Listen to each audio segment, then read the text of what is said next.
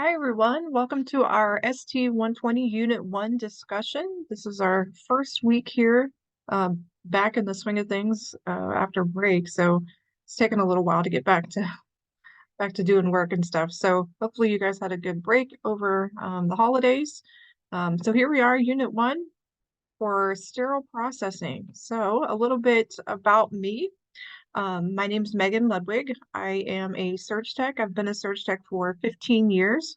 I just got my little pin in the mail from NBSTSA that said I'd been certified for 15 years. I didn't even realize it had been that long. So I've been scrubbing, and then I've also been teaching surge tech for the last 10 years at a couple of our local um, facilities. We have two different surge tech programs in the area. I've taught at both of those. So I've been teaching for quite a while. I really enjoy teaching, more than I thought I would, to be honest with you. So it's been a nice career path, I guess you could say. So this is an 8-week term.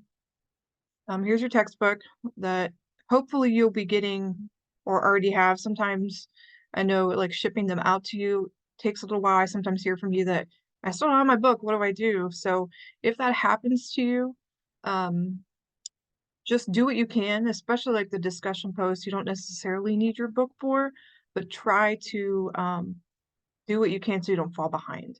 And then I won't take any late points off or anything like penalize you for anything, just not for not having your book. So don't worry so much about that, okay? Oh, I guess these two pictures here. This is me teaching at one of our colleges. These are my two kids. They're a little bit older now. It's been a few years ago, but I have a daughter who's 10 now, and my son is 9. So they keep life interesting.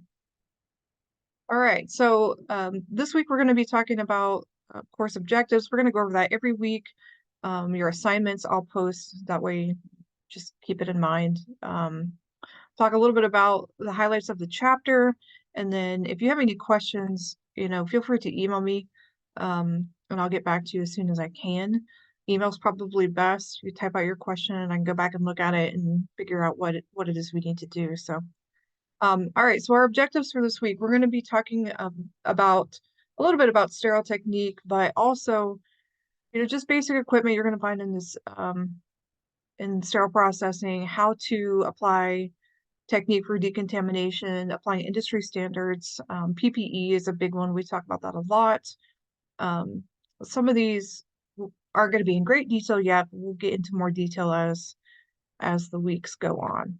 Okay, so here is your list of assignments for this week. I try to post these every week just to give you a heads up. Every week you will have a discussion board, right? You need to go respond to your peers. Well, your first post is due on Wednesdays, okay? And then your response post is due by Sunday. So do not forget to go back and respond by Sunday. That's probably the thing I think I take the most points off for, is not going back to respond to your peers. That and citing your sources. If you have questions about how to cite in APA format, please let me know and I will help you. But, over the weeks, if you keep getting the same points taken off, that does accumulate. So keep that in mind. Okay, you have your workbook. So if you don't have your workbook yet, obviously I can't expect you to do your workbook assignment, but hopefully you'll be getting that in soon. If you don't already, a couple quizzes, realize it. And don't forget to do this pretest too. That is worth points. Right. All right, so chapter 1 discussion. We are going to talk about the Central Services Department. What does that mean? A lot of times we also call it other things. It depends on where you are. So yes, it's Central Services Department, but you may call it sterile processing. That's what we call it.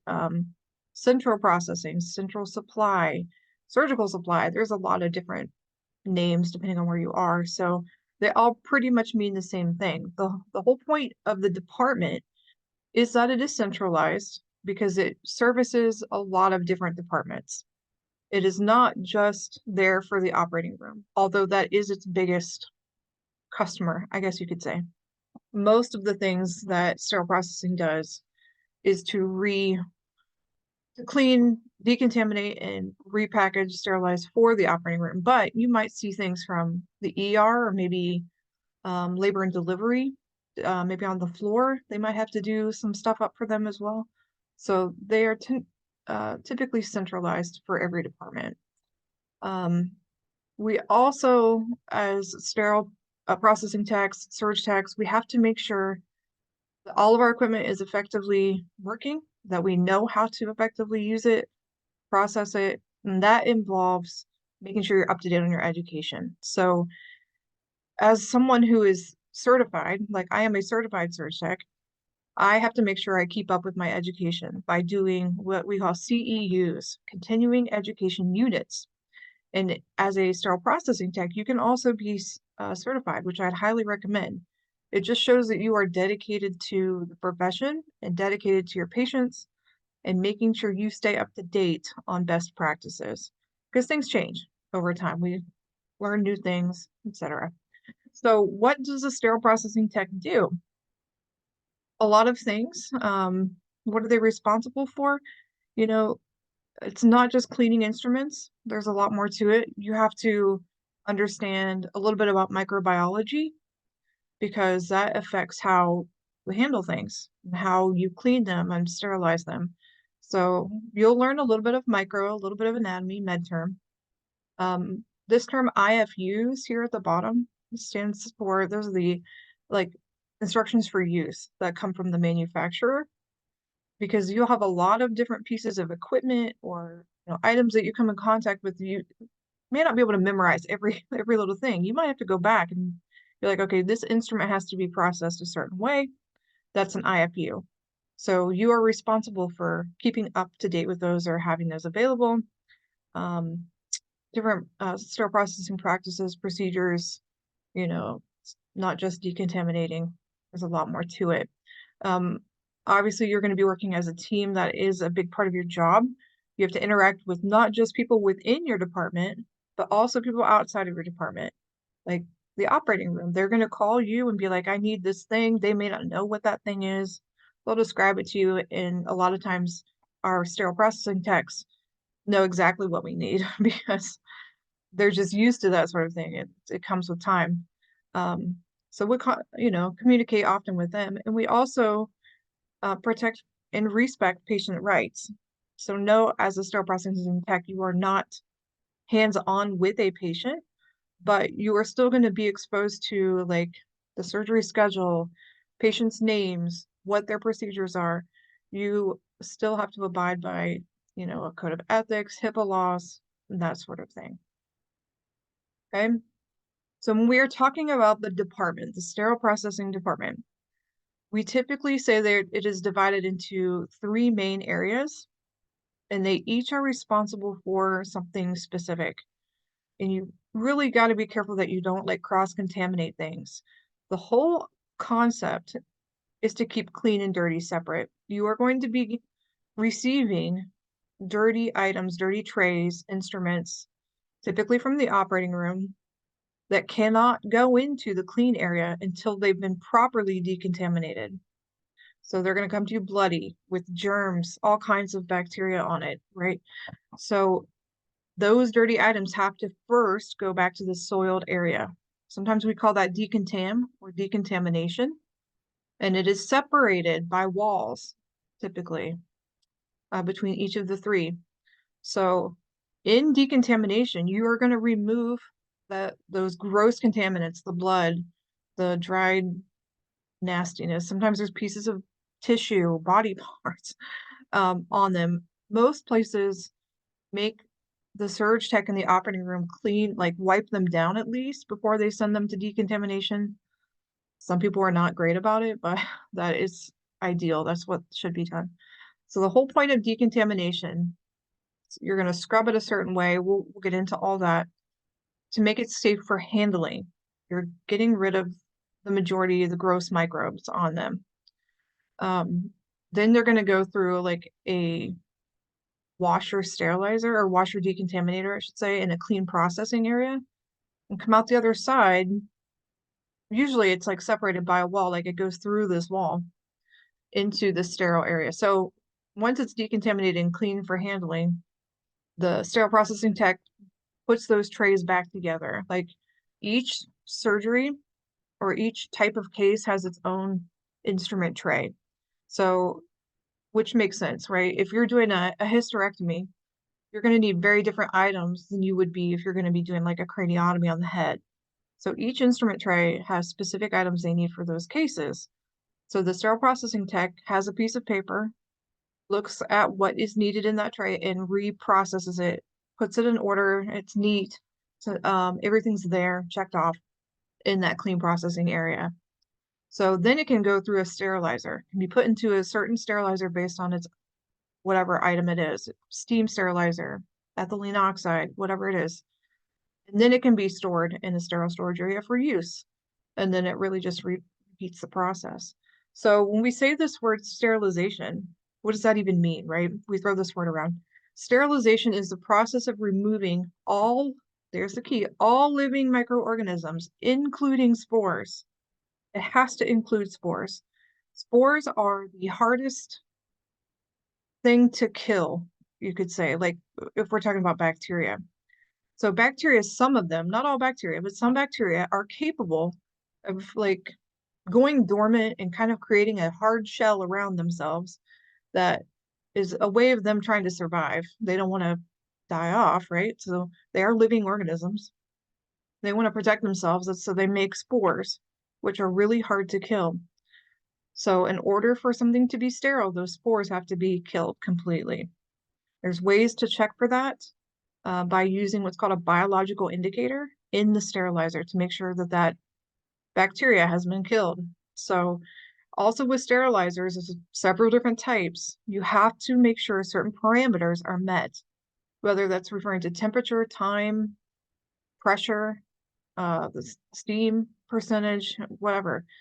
Certain parameters have to be met to be sterile. So you will have to refer to your instructions for use for certain things if you don't know. So also in the department, we have that sterile storage area that is separate from the dirty. In most items, you can see kind of a picture of what they look like. They're blue wrapped. They're sterile now in these trays. Most of those items are stored in the central sterile processing department. Excuse me, there might be some trays and stuff stored within the operating room for easy access, things they use a lot. Another way to distribute these items is this case cart. This is one example. There's several different varieties. But all a case cart is, you as the sterile processing tech, typically it's going to be the sterile processing tech, will get a sheet, usually printed off by the computer for a specific case for the next day or the same day, whatever it is, that lists what that surgeon needs and wants for a specific case for that patient. So then you go pull those items, put them in a case cart all together that gets sent to the operating room. Okay, so they're ready for that surge tech to pull into the room and open for that case. So those cases are pulled by what we call either a pick sheet or a preference card, either or it's the same thing. So when we talk about the processing cycle of used supplies or instruments that can be reprocessed, it goes in the cycle. We kind of talked about that at the beginning a little bit. You've cleaned your item. You could start here. You can really start anywhere, wherever you want to start. We'll start at dispense. How about, you're going to go use it. You grab it, you use it. You got to clean it, make sure it's ready to be, that it's went through the process. Anytime you inspect something, you're looking for making sure it's usable. Are the scissors sharp? Do they cut? Are there any nicks or like divots missing out of an instrument or forceps? You want to make sure that they're usable. They're not going to cause any injury to the patient. If something needs assembled, make sure all the pieces are there. You don't have to like screw them together. They need to be sterilized separate, but making sure everything's available for that tray in that package. And maybe you have to do an envelope fold wrap. Maybe you have to wrap your items, package it appropriately. Not all items are packaged the same way. There's different types of wrappers and peel packs that have to be sterilized a certain way. So then they'll go into the correct sterilizer. Then it's going to be stored for use and goes through that whole process again. So that's kind of the big picture of what happens within the department or within the instruments that come back to you. right? So when we talk about, I mentioned this at the beginning, ethics, respecting our patients' rights. Um, Another way of looking at this is doing the right thing even when no one is looking. So this is huge in the healthcare field, not just sterile processing or surge tech. Any really should be true of any job, but this can be a hard concept for somebody. If they think they can get away with something and not get caught, and they don't want to maybe redo something that they messed up, they'll just, slide by and maybe they didn't notice, right? You really have to have that conscience. In surgery, we call it a surgical conscience, and make sure you're doing the right thing even when no one is looking, because that patient's life is on the line. And that's true for sterile processing. If you don't process something correctly and that patient comes back with an infection, that could kill that patient, right? Some of our older patients, especially, or immunocompromised patients, can't fight off any other infection. That might do them in, to be honest with you.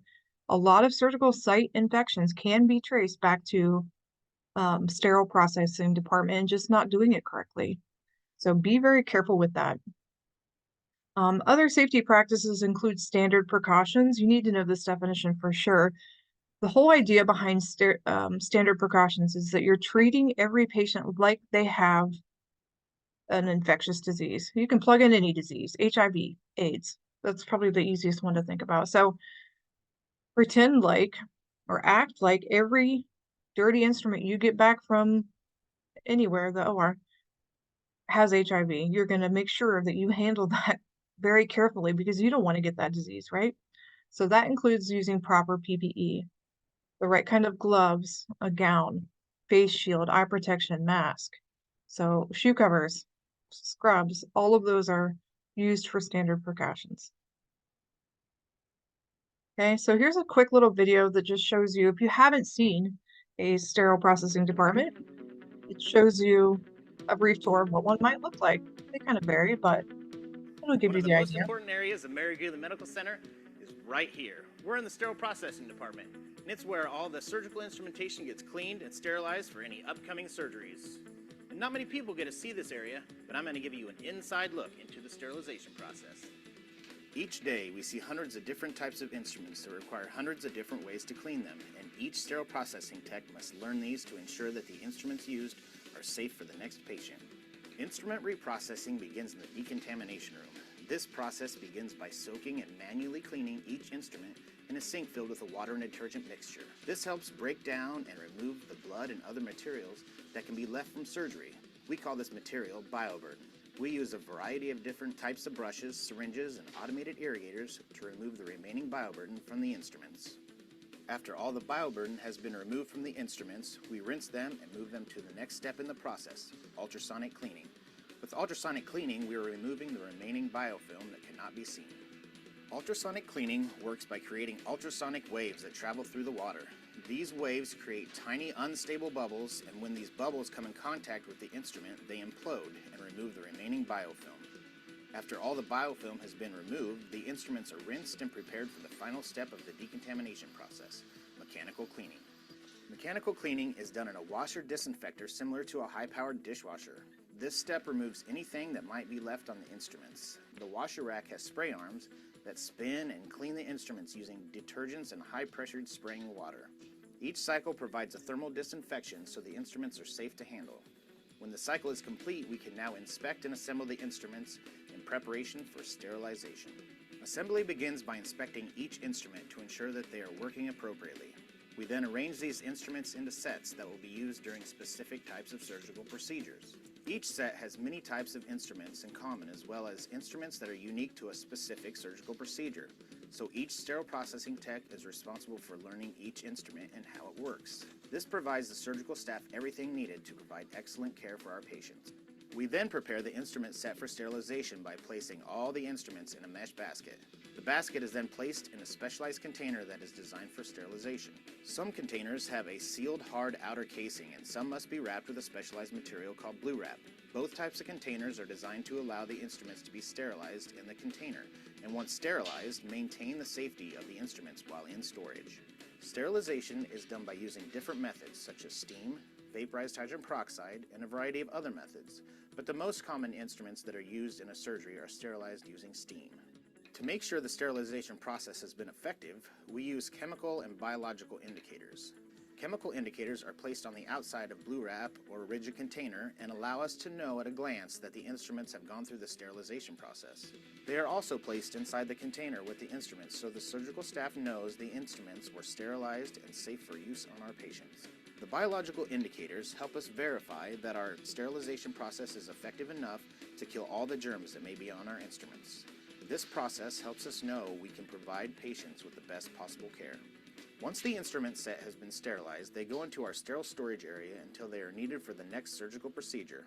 This area is also the staging area for the next day's surgical procedures as well as potential emergency surgeries.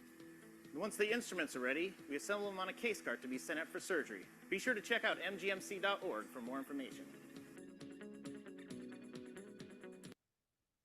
So that kind of gives you an insight. If you haven't seen a sterile processing department, they all look very similar to that. Really, the sterile processing role is so important that a lot of people don't realize just what you guys will be doing and how important they really are. Because I always say that sterile processing is like the heart of the hospital. Without the sterile processing department, the rest of the hospital would fall apart, literally. We wouldn't be able to provide patient care at all. We wouldn't have sterile items. We wouldn't have any supplies. It would really fall apart. So your role will be critical. Even if you're not right there with the patient, that doesn't mean that your job isn't important. So don't ever think that. So it's kind of a conclusion here of our chapter 1 discussion. If you have any questions, again, please reach out to me and just watch your due dates for your homework. I don't want you to fall behind. I'm not super strict on like taking points off, but I don't want you to wait till week 7 and not having anything done. So you can find a calendar here too if you prefer to look at it that way, or you can go through your syllabus, whatever you need to do to keep up to date with your assignments, and especially your discussion posts. So reach out if you have any questions. I do have office hours on Tuesdays. If that doesn't work and you really just need to talk to me about something, you can either email me or we could set something up. Not a problem. So I know, especially the first couple weeks, you're getting the hang of it. There's usually a lot of questions, not a problem. So have a great day. Bye.